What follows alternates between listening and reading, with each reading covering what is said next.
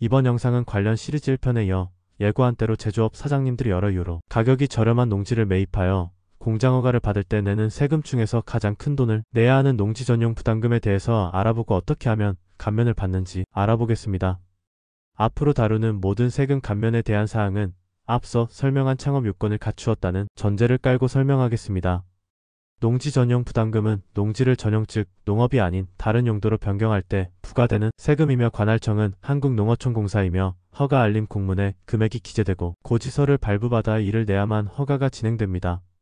한마디로 농지를 없애서 공장을 지었으니 세금을 받아서 그 돈으로 다른 농지를 보존하는 데 쓰거나 새로운 농지를 만들 때 들어가는 재원으로 쓰겠다는 겁니다.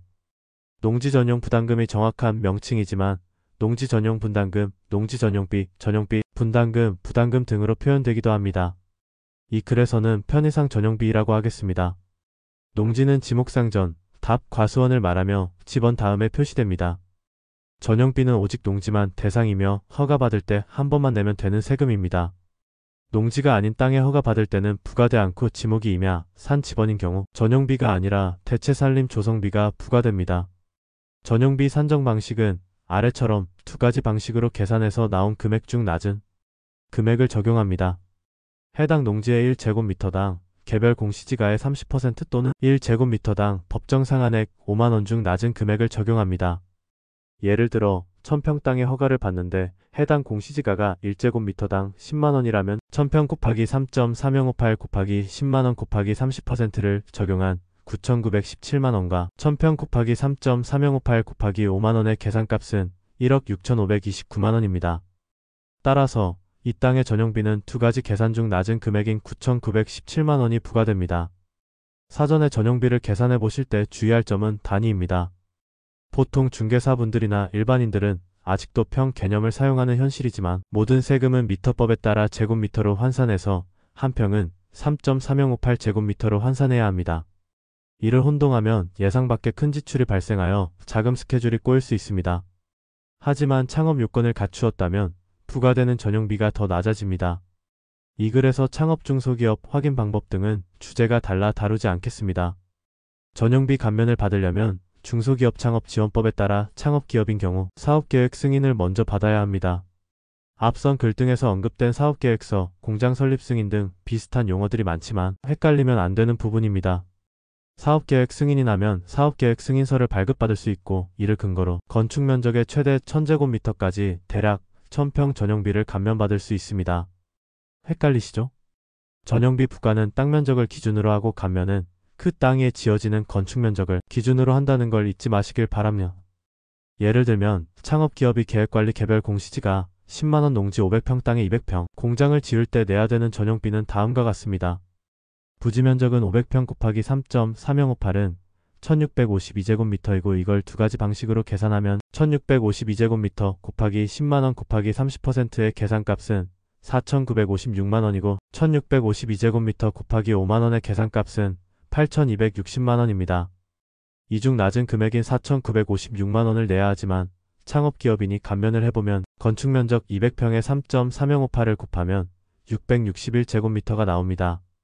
부지면적 1652제곱미터에서 건축면적 661제곱미터를 빼면 990제곱미터가 나오고 이렇게 줄어든 면적이 창업 요건을 갖추었을 때 적용되는 전용비 부과 대상이 되는 겁니다.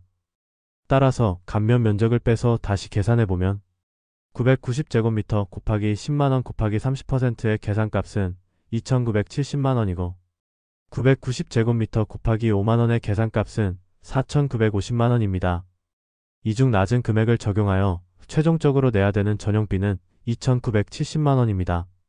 원래 4956만원을 내야 하지만 창업으로 인정받아 2970만원만 내면 되고 1986만원을 아껴서 공장을 더 좋게 짓거나 필요한 장비를 사거나 같이 고생한 직원들의 급여나 복지 수준을 올려줄 수 있습니다.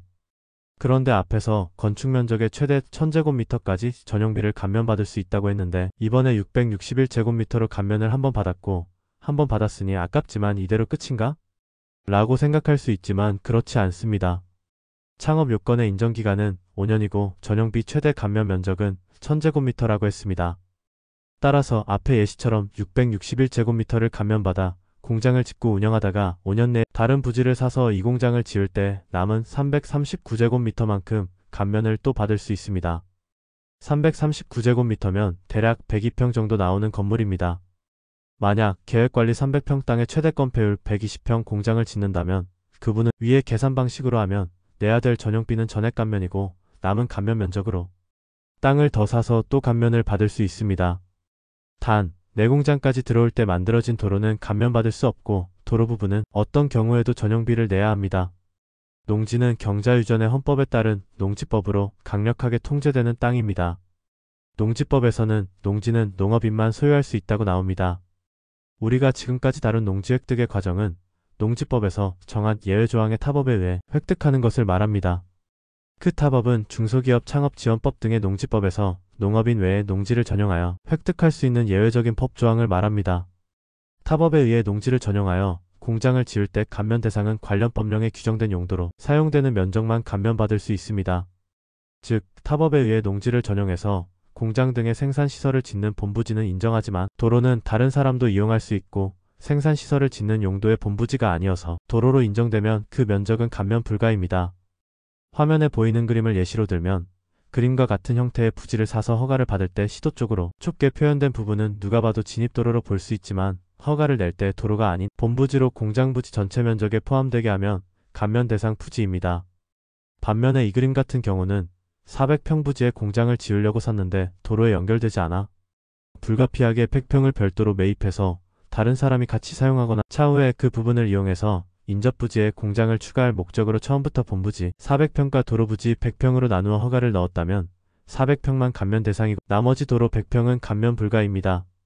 그런데 사업을 하다 보니 상황이 안 좋아지거나 업종을 바꾸거나 다른 이에게 공장을 넘기면 감면받은 세금은 어떻게 될까요?